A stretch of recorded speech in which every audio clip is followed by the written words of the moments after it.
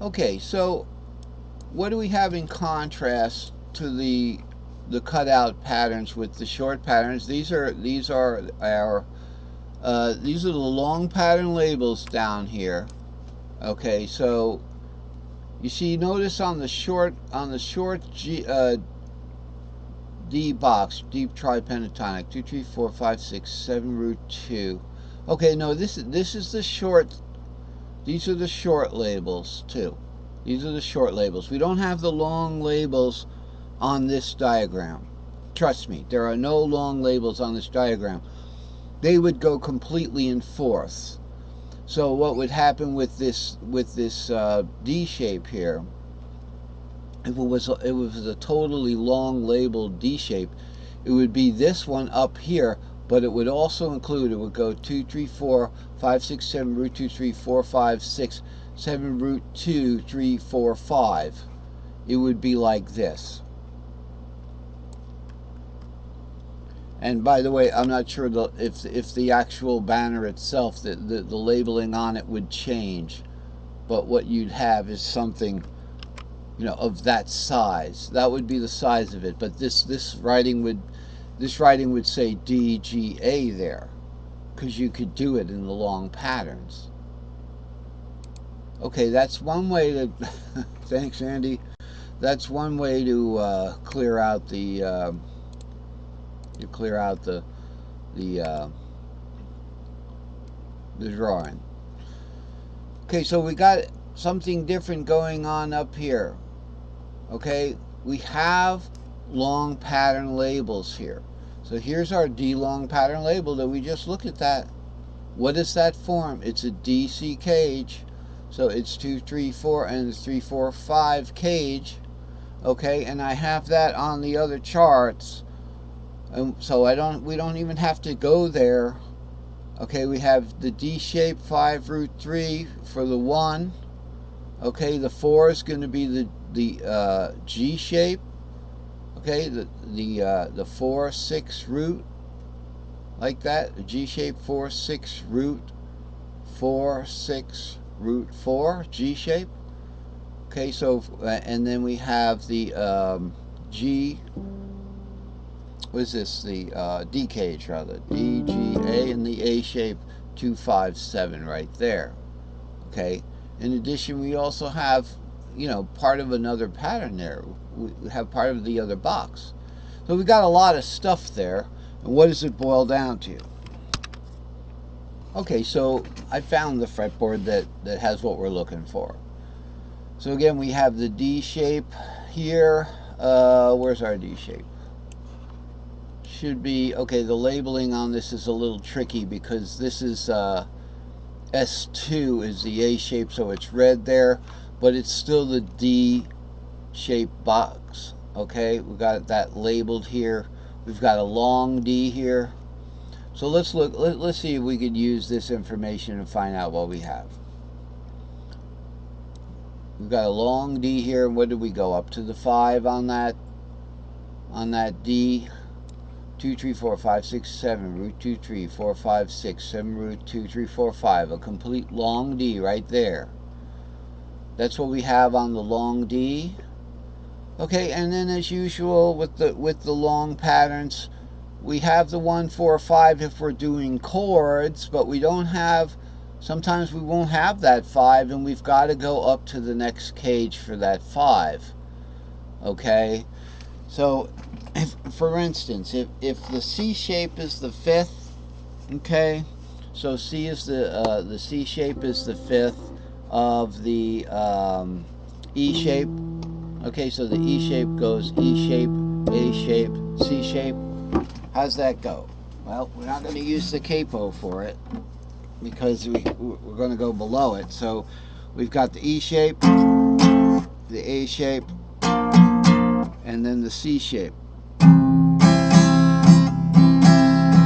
So notice we had to go below the capo. So in the case of the longer patterns there, the longer cages, whatever you want to call it, this D long here is one example. But what I was playing that was what we were doing, the A shape. what were we doing? We were doing the E shape. Okay, so let's look at the E shape there. We'll pull that up in a minute. Where's our E shape? Right here would be like, here's E shape, root. Okay, then we got 4, 5, 6 there.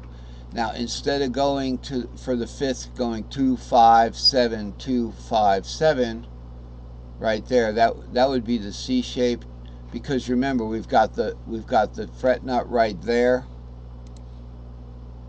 We'll get the line down.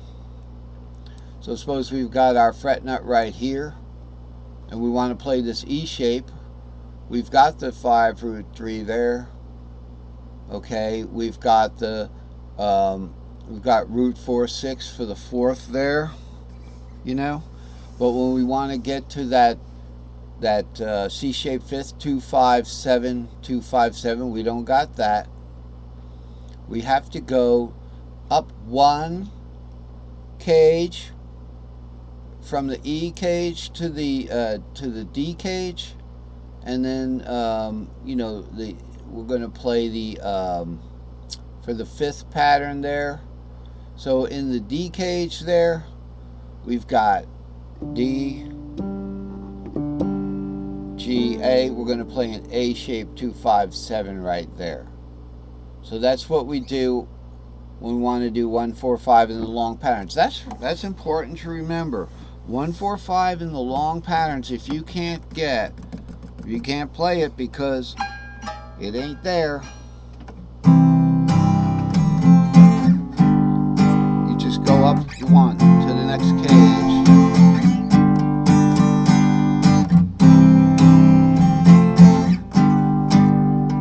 Okay, because we can't get,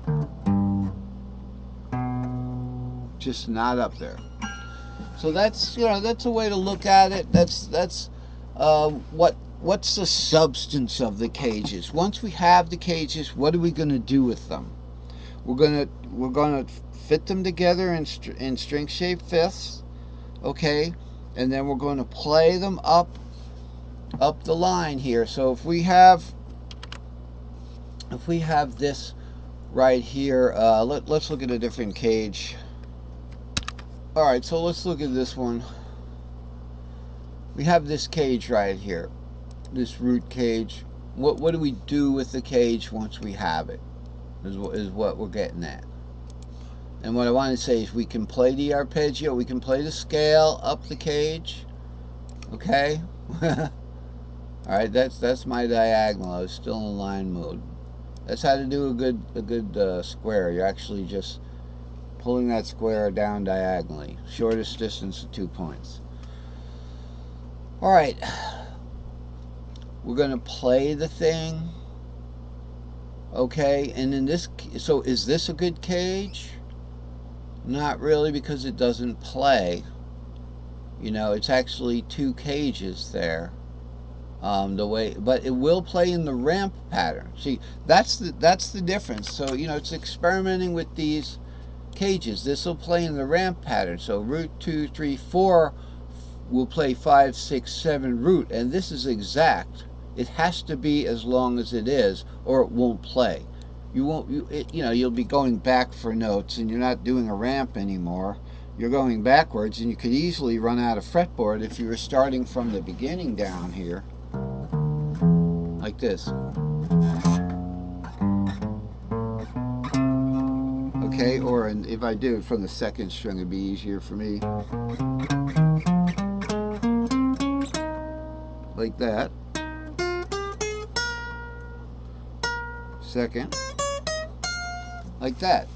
So that's why those cages are, so that's kind of like a ramp cage. It's not going to play straight up. Okay, so we're out of time today. It's been kind of like an interesting lesson. We've learned things. The only way to learn is to make mistakes. So again, like and subscribe and follow the link below for the Facebook group page if you wish. And we'll see you next time. It's been a good lesson.